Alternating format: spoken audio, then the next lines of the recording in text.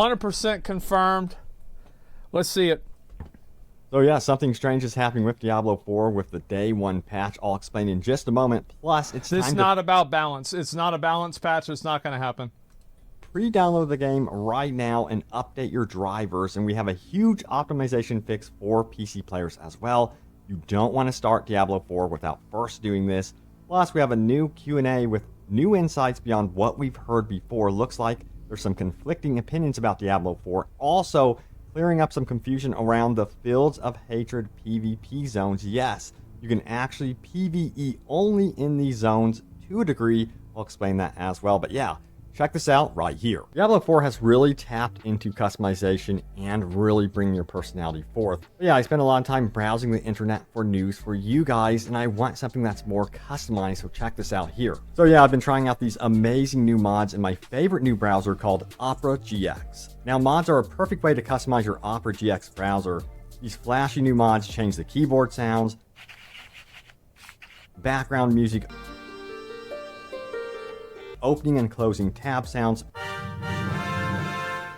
Bro, imagine if I had that.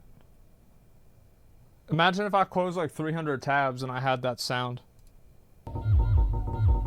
Background wallpaper theme and colors of the browser, and more. You can even disable and enable specific features of each mod if you want to. My favorite mods were definitely the medieval and cyberdeck mods.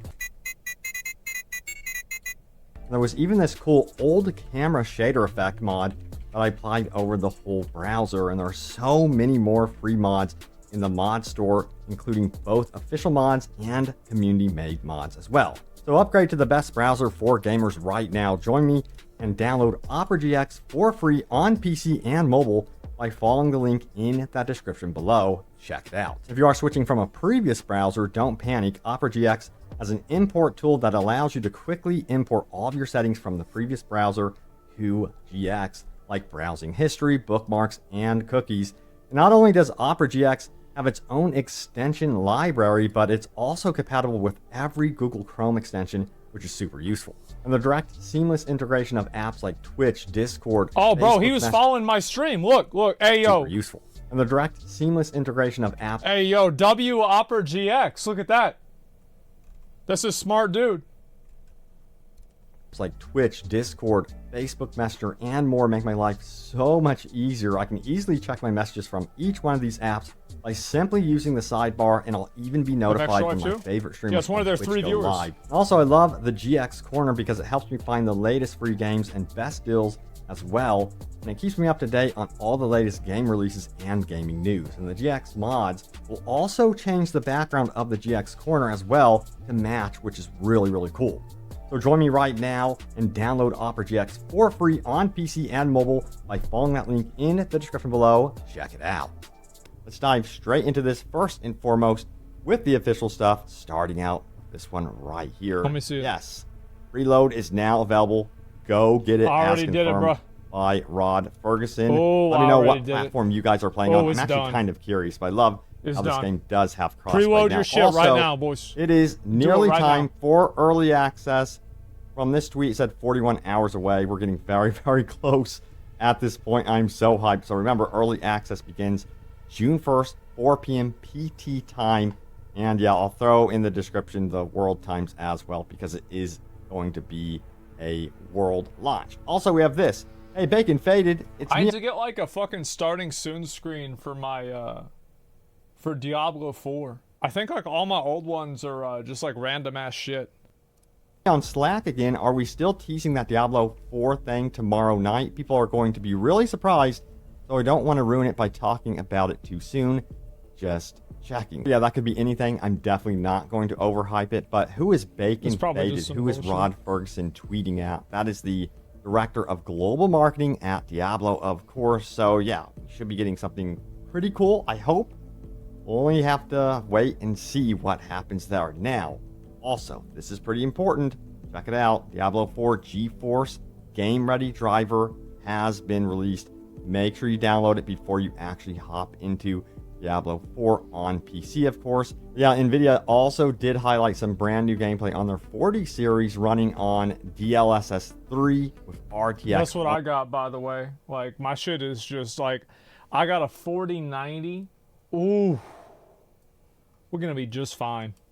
On, and it looks absolutely beautiful. I wish I had a 40 series. Look at the frames per second they're able to reach on high settings. I think this is like maxed out ultra settings. By the way, who gives a fuck about 256 frames per second? The human eye can only see 24 frames per second, so it's not important. But it is cool to think about. On RTX DLSS 3. Absolutely That's why impressive. they make movies at 24 FPS. But yeah, mentioning PC stuff, we got to talk about how you can actually further optimize your experience on PC when it comes to Diablo 4. Specifically, this is really important. Check it out right here. It goes on to say the following: a very simple and potentially huge PC optimization fix. I spent countless hours optimizing my game and system to have everything ready for release day. Maybe I can save someone the same headache. During the server slam, my GPU was running at a constant temp of 85 Celsius plus. High heat plus loud fans is not ideal for a game which will likely be played for hours at a time. Now, the culprit was apparently NVIDIA Reflex in-game setting. This is one of those settings most people suggest has zero downsides. Basically, it runs the GPU at a constant higher performance to reduce latency. Sounds great. Turning this setting off in my situation reduced my average gaming temp from 85 Celsius to 64 Celsius, which is rather absurd. My latency changed from 1 millisecond to 2 milliseconds at most. In both cases, the game was running stable 120 frames per second refresh rate of my... Look, I'm going to run mine as hard as I can, and if it dies, it dies. Survival of the fittest. 4K display with all settings maxed out at 4K resolution. Maybe 1 millisecond is worth That's 21 just how it is. Celsius higher temps in competitive FPS games, but for Diablo, this was PC. totally unnecessary. This may only apply to those with a higher end GPU, but I do hope it helps someone. For me, this was absolutely a huge fix. So hopefully this helps some of you out there that are perhaps maybe running on the 40 series as well, or even the 3080.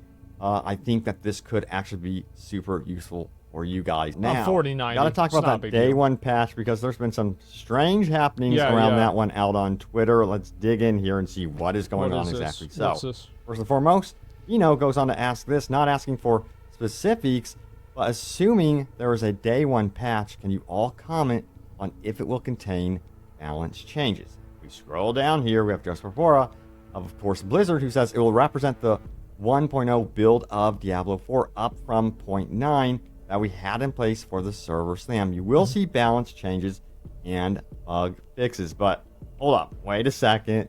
We got to keep going because it follows up saying this right here. I spoke in error here and need to correct the record. The server slam build was not 0.9. See, they're not nerfing Barbarian. People thought that it was going to happen. They thought they were being funny telling me about this. It's not true. It's literally not true. It's bullshit.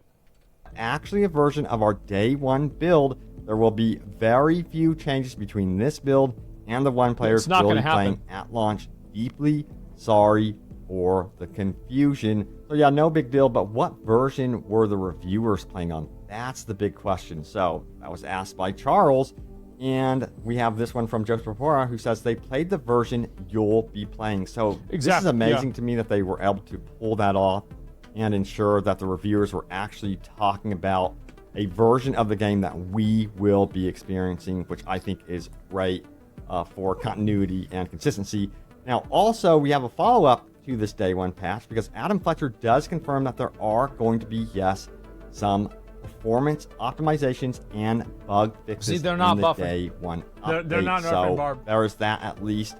They're Don't not doing it. expect significant balance changes. I think they want to see how you all react still to more of like the in-game beyond, of course, level 25, and then once you hit level 50 and how things are feeling there. And then I think they'll be like, okay, we need to perhaps maybe adjust things. Yeah. So I'm going to read the next responses from the dev team out here on Twitter. Stay with me because you might be like, oh, this is redundant. I've already heard this before. But at the tail end of this, we finally get actual clarity as to what is going on with seasonal versus eternal realm characters. This is pretty important going into Diablo 4, especially people once confused about this. It's going to be obvious, right? Check it out. It says this: in Diablo 4, will non-seasonal characters be getting new content, or is it just new seasons we will have to play to experience this new stuff, like gear, battle passes, in-game events, etc.? And the response was this: Yes, things like new legendary powers and uniques from seasons will transition to the Eternal Realm after seasons end. That's exactly the way that that PoE does things.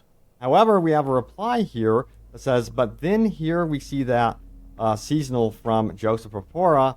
He did respond to it saying only the special stuff only found in seasonal mechanic content.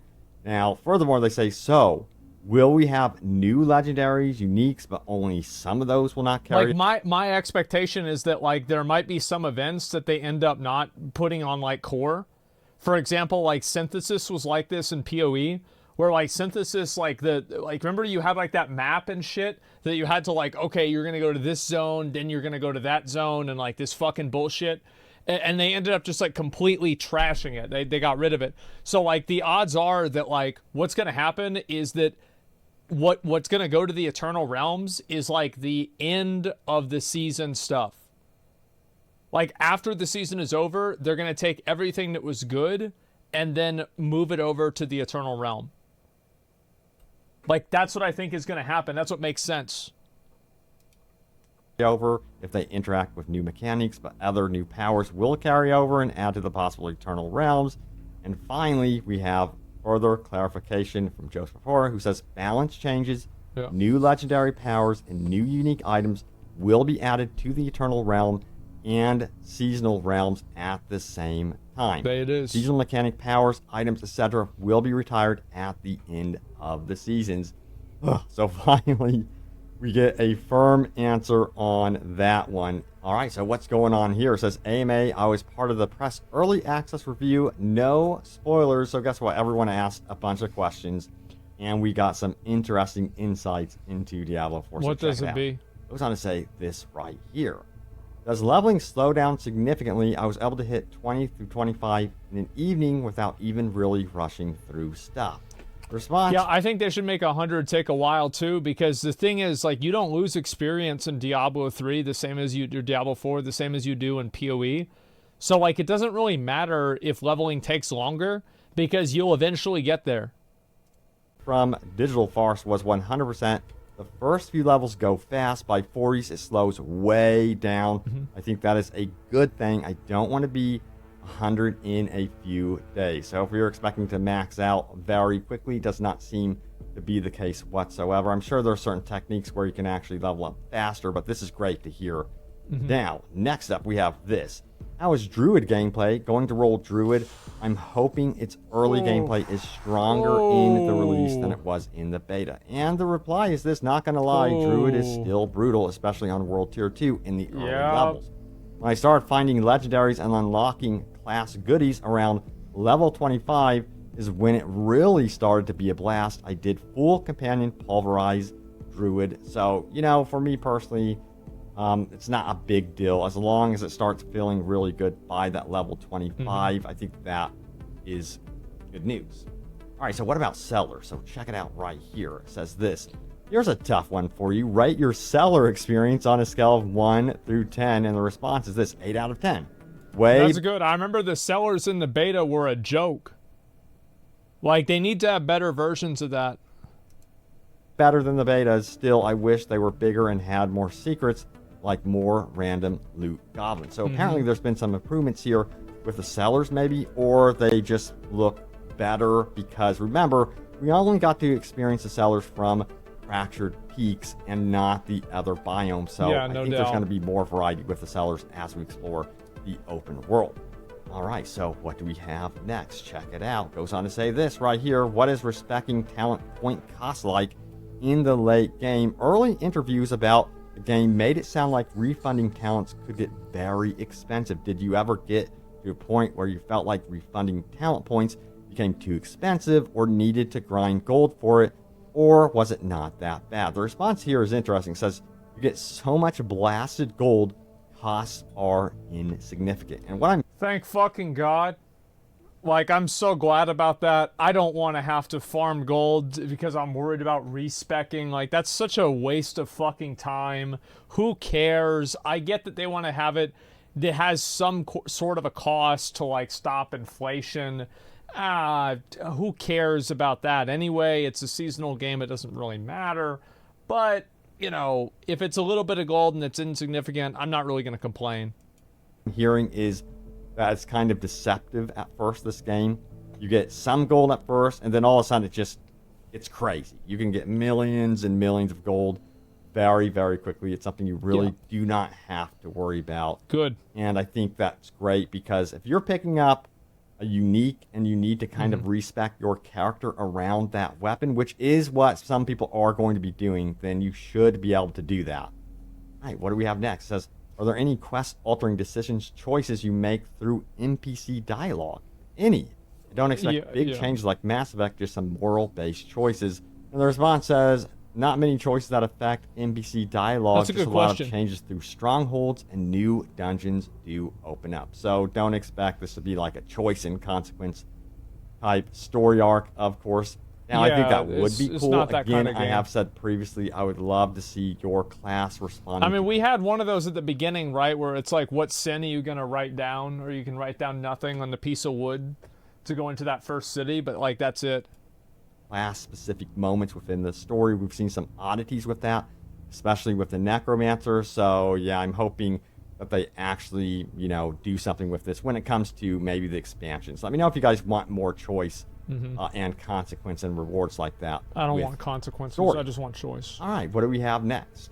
Let's take a look. It says, a lot of the reviews say that the story fell short. What were your thoughts? The response is, it's all subjective. I loved it, especially compared to the horrible Diablo 3 story. So this kind of conflict. I think the Diablo 3 story was okay, but that's about all it was. With what was said in the IGN reviews and several reviews that the story is just meh. So again, yeah, it's going to be very much subjective. I'm kind of curious to see how much fetch questing story arcs are in this story. That's my biggest concern from reading the reviews. I'm just going to judge it myself and see what happens.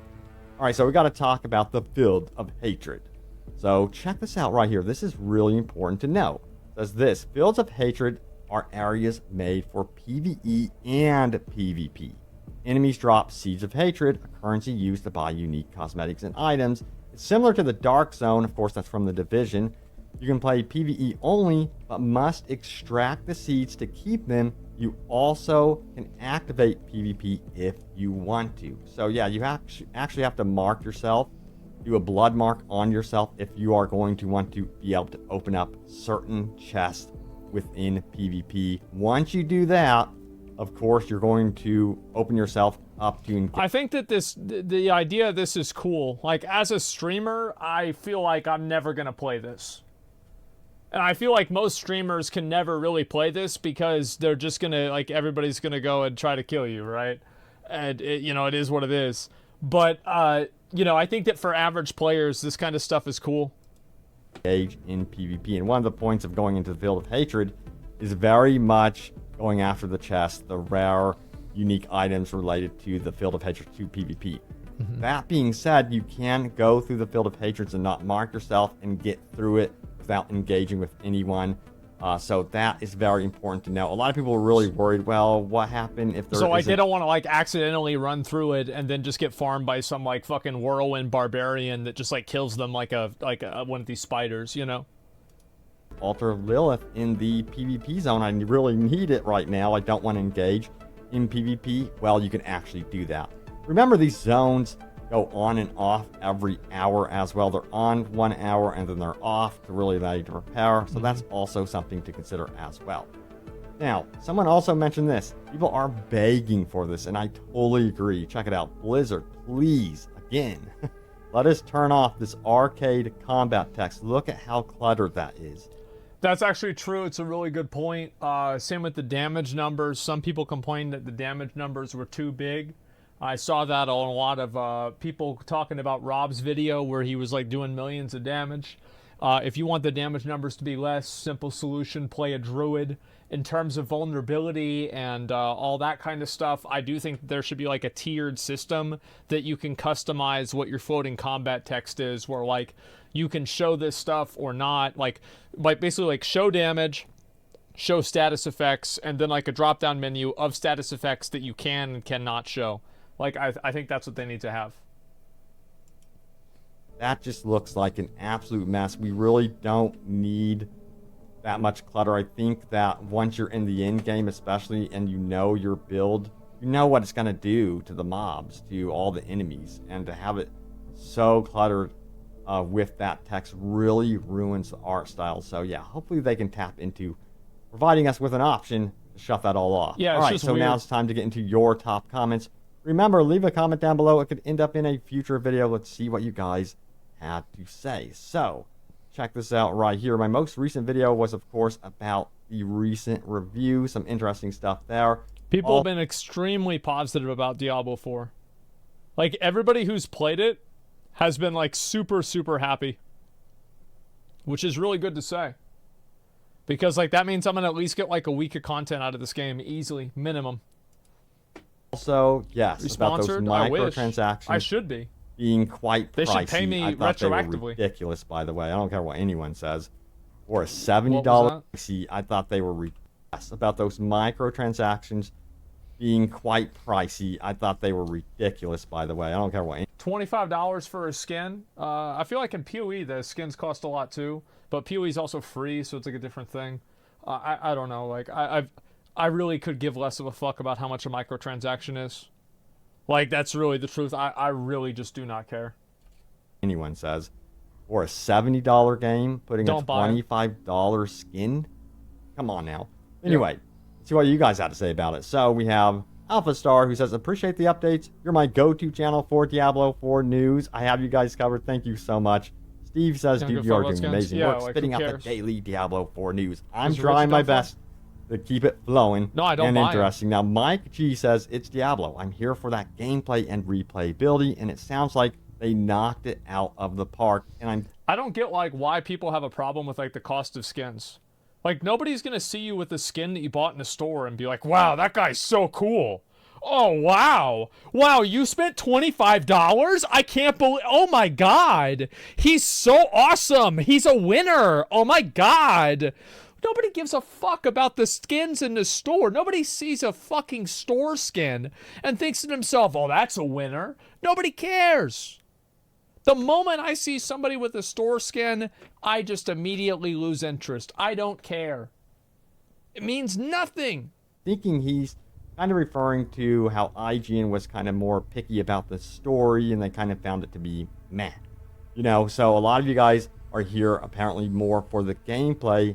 And, you know, for me, it's also the tone of the story, the world. I like how dark it feels, you know, so that's something that I'm really into. And I feel like they really nailed that down with Diablo 4. Now, the characters also really fascinate me and interest me. I've always said this. You can have great characters with a kind of average story, and those characters elevate the story for some reason. It's very if you true. have bad characters with a somewhat interesting story, then I don't even care. Like, I don't care about the story. I've seen really cool plot lines that are complex and neat. I think, like, Forspoken's an example of that. Like, the main character was just so unlikable that the game was bad. Like, I felt the same way about the Andrew Garfield version of Spider-Man. Like, I really just didn't like the way that he played Spider-Man. I thought it was just not the way Spider-Man was supposed to be. And it made me not like the entire movies. Personally. But the characters are just awful, and I give up. I don't care. So characters for me I think the new guy that plays him is good too. When it comes to anything story. I do. I like the new guy. Next up, we have this one, Arthas, who says, I noticed the rubber banding in the first set of beta weekends. It was pretty annoying. The skin prices are egregious. I agree. The skin prices are out of this world. Now, the reviews did mention the rubber banding is there somewhat, that they did have instances where they couldn't get into entire zones, that they had to, like, do some weird sort of fast travel thing to get in. That sucks to hear. They really need to, of course, fix that. Again, that wouldn't exist if there was an offline option, but I think a lot of us are going to enjoy playing this one online. The more and more I played it, I think I'm going to be playing co-op a lot.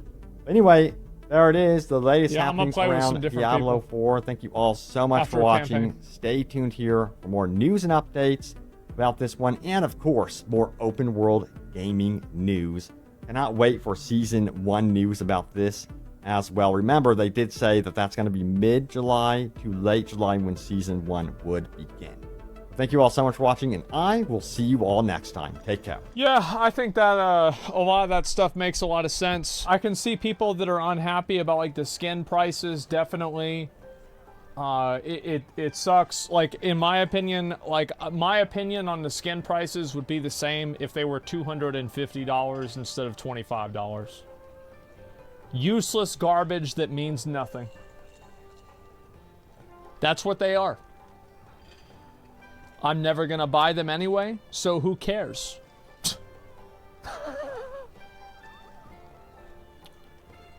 Yeah, I don't buy skins in a lot of these games. Like, I just play the games. Do you think store skins draw more effort towards them than actual in-game cosmetics? I think that there is a very good argument that store skins create a profit incentive to make the in-game cosmetics inferior. However, after watching New World and seeing how many stupid-ass fucking store skins they have in New World, meanwhile the in-game skins like the Tempest Heart and like the Genesis armor sets look 10x better than the stuff in the store, I really can't complain. Now, obviously, it is a concern. It makes sense. It's logical, and you're right. But I'm also not going to talk about theoreticals whenever I have a reality in front of me. And the reality is that the store sets for Diablo 4 are not vastly superior to the in-game sets. I think the in-game sets in-game look great. Now, what I really think they need to do is they need to have skins that you get for, like, getting level 100. Getting, like, clearing the 100 Paragon dungeon. I bet you should probably get a skin for clearing the level 50 Paragon dungeon. Or not Paragon, Capstone dungeon. Like, you should get benchmark achievement skins that you can use to show off. Like, Diablo Immortal did a good job with this, except for the fact that it was decided by money, that, like, the size of your wings was based off of your resonance level, which is, like, resonance is, like, basically how much you wailed in the game. Like, I think that's cool. So I'd like to see that too. Like Lost Ark, yeah, Lost Ark has like different features like that. For example, like your weapon, if like your weapon is like a 25, I don't know what the 25 glow is, but I remember the 20 glow was like it was like white and shit. And 23 one was red. The red one looked awesome. So yeah, I think that a lot of these kinds of things are really important to give people a sense of progression, visual progression. They criticize and flex skins to people who don't make themselves feel good. It's all because people lacking stuff in real life. It's just like, bro, I'm gonna just be real. Like, I just think anybody who gives a fuck about a skin that you buy in a store is an idiot. I think that you're a fucking idiot. Like, I get that, like, if you like a skin in the store and you buy it, totally fine. Totally cool. Like, that's totally, like, you want to buy something in the game, that's cool. But, like, I don't think it is impressive, if that makes sense. Right? Like, I'm not getting impressed by somebody having a good skin or a cool skin that they bought in the store. Like, I can say, like, oh, that looks cool. Yeah, for sure. But, like, I'm not going to, like, care about it in the same way. There's many idiots. You should consider that. The ones that hold the most value to Blizzard. Well, who gives a fuck what idiots think? Like, I don't care. Like, bro, do whatever you want. Some people don't buy a skin to impress someone. Well, then why would it affect me? Yeah, did you see the WoW developer just got fired? Yeah, I saw that. I did. You have to remember the huge amount of people that would be upset about $25 skins will pay over $25 of food in Starbucks every 2 or 3 days, so not much sympathy. Yeah, but at least you can eat your food. You can't eat a skin. Unless you're fucking Jeffrey Dahmer. So, yeah, that's not a thing. Ruins the integrity of the game. I don't care if the game works the same. I mean, okay, fine. Like, I agree with you. It does ruin the integrity of the game. But, like, that's just, it's never going to go back to the way it was.